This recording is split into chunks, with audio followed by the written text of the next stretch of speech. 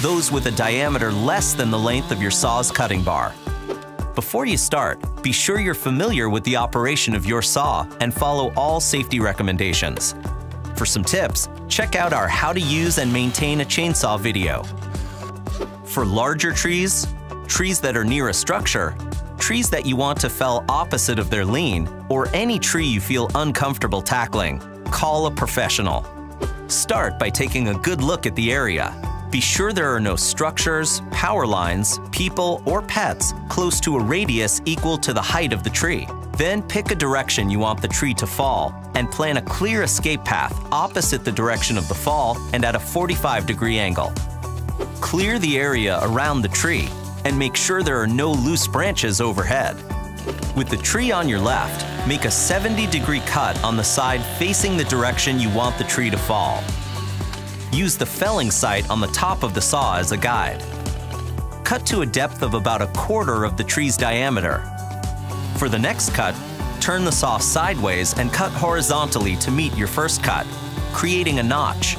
Be sure the cuts meet. For the felling cut, move to the opposite side and make a horizontal cut slightly above the previous cut.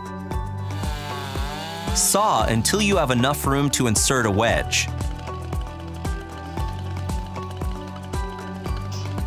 Then finish the cut, being sure not to touch the wedge with the blade. Don't cut through. Leave about 10% of the width as a hinge. When the tree begins to fall, move away down your escape path. Once the tree is down, remove the branches, called limbing. Work carefully, starting at the base. You can cut downward, called a pulling chain, or cut upward, called a pushing chain. Offsetting cuts keep the chain from binding. Limbs on the underside can be cut if you have a good working height. Limbs under tension can be cut later when the tree can be turned. Large branches can be under great tension and should be cut starting from the outside, working toward the trunk.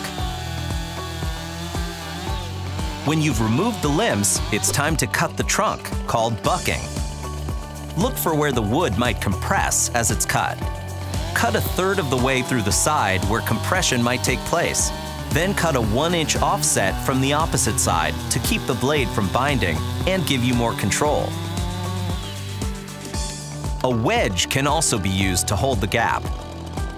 For logs on the ground, cut through most of the way. Then turn the log and finish the cut so the blade doesn't contact the ground. For logs supported on one end, cut up from the bottom, then finish the cut on top.